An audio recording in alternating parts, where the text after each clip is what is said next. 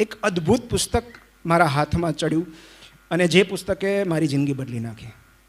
અને એ જ પુસ્તકને કેન્દ્રમાં રાખીને આજે હું મારી વાત કરવાનો છું. કારણ કે ડિપ્રેશન, એન્ઝાયટીથી પીડાતા દરેક યુવાને આ વાત સમજવા જેવી છે. એ પુસ્તકનું નામ છે લોસ્ટ કનેક્શન્સ. અને એમાં ડિપ્રેશન, એન્ઝાયટીના એવા કારણો આપેલા છે જે આપણને દરેકને લાગુ પડે છે અને જે કેમિકલ લોચા સાથે દૂર દૂર સુધી સંકળાયેલા નથી. સો પ્રેક્ટિકલી આજે હું અહીંયા મારાથી બને એટલી તમને મદદ કરવા આવ્યો છું કે નાના નાના ડિપ્રેશનના એપિસોડ્સ કે એન્ઝાયટી સાયકિટ્રિસ્ટ પાસે ગયા વગર આપણે શું કરી શકીએ જેથી કરીને આપણે સારું ફીલ કરીએ, આપણું માનસિક સ્વાસ્થ્ય પાછું મેળવી શકીએ. તો એવા 10 પરિબળો છે, 10 જોડાણો છે કે જેની સાથે આપણો સંપર્ક તૂટવાથી આપણું માનસિક સ્વાસ્થ્ય બગડે છે. 10 પરિબળો, એવા 10 વસ્તુઓ છે કે જેની સાથે કનેક્શન લોસ થવાથી, ડિસ્કનેક્ટ થવાથી આપણું માનસિક સ્વાસ્થ્ય બગડે છે. એમાં પહેલું છે ડિસ્કનેક્શન વિથ મીનિંગફુલ વર્ક. અર્થસભર કામ જ્યારે આપણને નથી મળતું ત્યારે આપણું માનસિક સ્વાસ્થ્ય બગડે છે. રશિયન લેખક ફ્યોદોર દોસ્તોવ્સ્કીનું એક બહુ સરસ વિધાન છે કે એક મનુષ્યને બરબાદ અને ખતમ કરી નાખવા માટે બીજું કશું જ કરવાની જરૂર નથી. બસ એના મનમાં એ માન્યતા ઠસાવી દો કે જે કામ એ કરી રહ્યો છે એ નિરર્થક અને બિનજરૂરી છે. આ સમાજને એના કામની બિલકુલ જરૂર નથી અને એના કામ કરવાથી કોઈને કશો જ ફેર નથી પડવાનો. બસ. તો જ્યારે આપણું કામ આપણને અર્થસભર નથી લાગતું ત્યારે ધીમે ધીમે ધીમે આપણે ડિપ્રેશન કે એન્ઝાયટીમાં સરી પડીએ છીએ. આપણું માનસિક સંતુલન ખોરવાતું જાય છે. તો આ ક્યાંથી કાઢવું, શું કરવું, કઈ રીતે મિનિંગફુલ વર્ક શોધવું? કારણ કે એક આંકડા પ્રમાણે, ભારતમાં આવો સ્ટડી થયો નથી અનફોર્ચ્યુનેટલી, પણ યુએસના સ્ટડી પ્રમાણે 87% લોકો એવા હોય છે જે પોતાના કામને નફરત કરે છે. રોજ સવારે કેટલાક લોકોને સોમવાર નજીક આવે ને એન્ઝાયટી શરૂ થઈ જાય છે, મંડે બ્લૂઝ. તો જો તમને સોમવાર ન ગમતો હોય, દેટ મીન્સ કે આપણા કામ સાથે ક્યાંક આપણું કનેક્શન ખૂટે છે. આપણે કશુંક એવું કામ કરી રહ્યા છીએ જે આપણે આદર્શો સાથે, આપણી ઈચ્છા સાથે અલાઇનમેન્ટમાં નથી. તો શું કરવું જોઈએ? આનો શું ઉપાય છે? તો એની માટે એક નાની એવી વાર્તા કહું છું કે એક કન્સ્ટ્રક્શન સાઇટ પર કેટલાક મજૂરો કામ કરી રહ્યા હતા અને ત્યાંથી એક સુપરવાઇઝર પસાર થયા અને એમણે મજૂરને પૂછ્યું કે ભાઈ શું કામ કરો છો? એટલે પહેલાં એ ગુસ્સામાં જવાબ આપ્યો કે દેખાતું નથી, પથ્થર તોડું છું. પછી આગળ ગયા, બીજાને પૂછ્યું શું કરો છો? એણે બહુ લાચારીથી કહ્યું કે ઘર ચલાવું છું. આગળ ગયા, ત્રીજા પાસે શું કરો છો?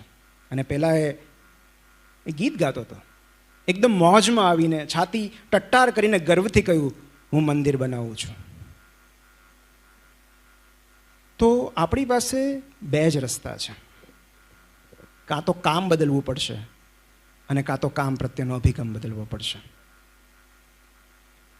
પણ કામ કોઈ નાનું કે મોટું હોતું નથી. તો પછી ઘણીવાર ગમતું કામ હોવા છતાં આપણે કામને ધિક્કારીએ છીએ. એનું કારણ એ છે કે કામની સાથે બીજા 3 એવા પરિબળો જોડાયેલા હોય છે જે આપણને એ કામને ધિક્કારવા માટે મજબૂર કરે છે. પહેલું છે કંટ્રોલ. આપણે ગમતું કામ કરતા હોય પણ આપણી ઉપર કોઈ એવો બોસ બેઠો હોય જે સતત આપણને કંટ્રોલ કર્યા કરે. આપણે શું કરવાનું, ક્યારે આવવાનું, ક્યારે જવાનું, ક્યારે રજા લેવાની. સો પહેલી વાત છે કંટ્રોલ. બીજું છે હ્યુમિલિએશન. જો કામના સ્થળ પર સતત આપણું અપમાન થતું હોય, આપણું માન ન જળવાતું હોય, આપણને ખબર છે કે આપણે ગમે તેટલું કામ કરશું આપણને આટલો જ રિવોર્ડ મળવાનો છે, આનાથી વધારે નહીં મળે. તો રિવોર્ડ અને રિસ્પેક્ટ. અને ત્રીજું જે છે, જે સૌથી મહત્ત્વનું છે, એ છે ઇમ્પેક્ટ. આપણા કામ કરવાથી સામેવાળી વ્યક્તિને કે કોઈ સામાન્ય મનુષ્યને શું ફાયદો થાય છે, જ્યાં સુધી એ આપણને સમજાતું નથી ત્યાં સુધી કામ કરવાની મજા નથી આવતી. એનું કારણ એ છે કે અલ્ટિમેટ હ્યુમન હેપીનેસ એ વાતમાં રહેલી છે કે આપણા કામથી કોઈ એક વ્યક્તિનું જીવન સુધરે. આ આપણી બાયોલોજી છે. We are designed to help others.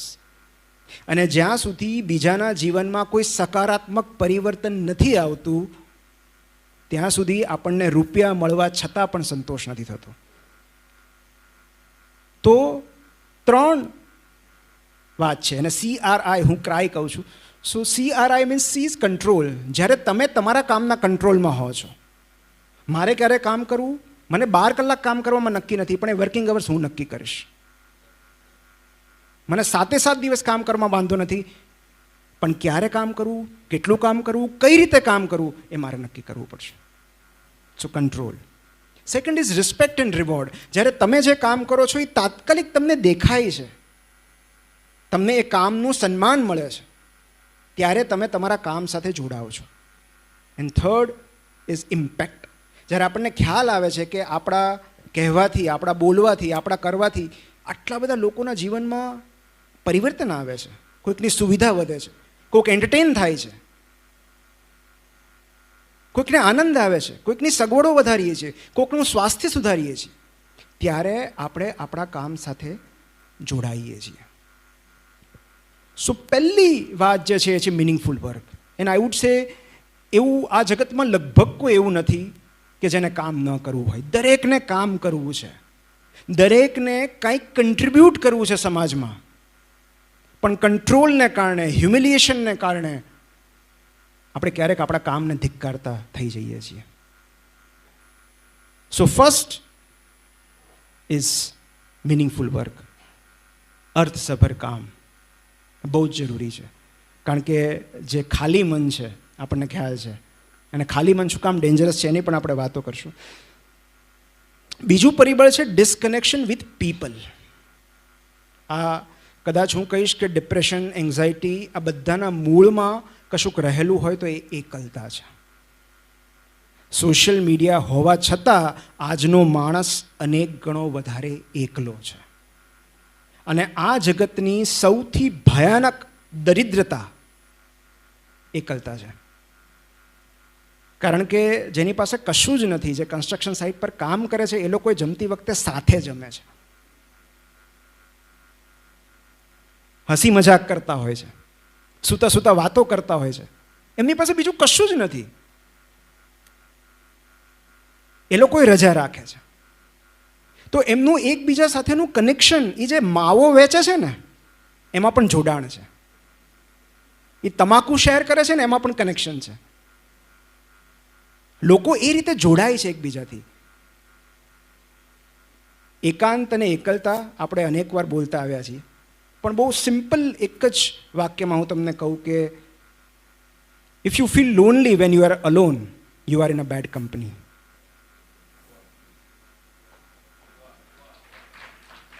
Actually આ સાર્ત્રેનું વિધાન છે. જો તમે તમારી કંપની એન્જોય ન કરી શકો તો એકલતા છે. જો તમને તમારી જાત સભર લાગે છે તો એ એકાંત છે. પણ હું એટલું જ કહીશ કે આ વાત હું, કારણ કે મારા જેવો તો ઇન્ટ્રોવર્ટ માણસ મેં જોયો નથી જે માણસોથી દૂર ભાગે છે.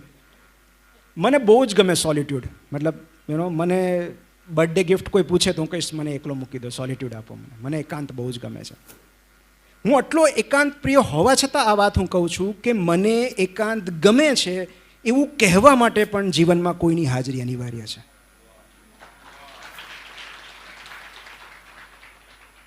સો આજના યુગની સૌથી ભયાનક તકલીફ કાંઈ હોય તો એ એકલતા છે. અને એકલતા માત્ર ઉદાસીનું નિર્માણ નથી કરતી. ખાલી ઉદાસ થઈ જવાય એવું નથી. એકલતા, પ્રોલોંગ્ડ લોનલીનેસ, તમે લાંબા સમય સુધી જો એકલતા અનુભવો છો તો એને કારણે સ્ટ્રોક આવી શકે છે, કાર્ડિયાક એરેસ્ટ થઈ શકે છે, મતલબ હાર્ટ એટેક આવી શકે છે, ડિમેન્શિયા થઈ શકે છે, ડિપ્રેશન એન્ડ સુસાઇડ. અને આ હું નથી કહેતો, આ ભારતીય મૂળના અમેરિકન લેખક ડૉક્ટર વિવેક મૂર્તિ, જે સર્જન જનરલ છે યુએસના, એમણે એક પુસ્તક લખ્યું છે ટુગેધર. પુસ્તકનું નામ છે together, the healing power of human connection in sometimes lonely world. અને એમાં એમણે ડેટા સાથે આ હકીકત લખી છે કે એકલતા એટલે કેટલી જોખમી છે, સ્વાસ્થ્ય ઉપર કેટલું જોખમ છે. દિવસથી તમે 15 સિગરેટ્સ પીઓ અથવા રોજના 6 થી વધારે આલ્કોહોલના પેગ લો, એ જેટલું નુકસાન કરે એટલું જ હાનિકારક એકલતા છે.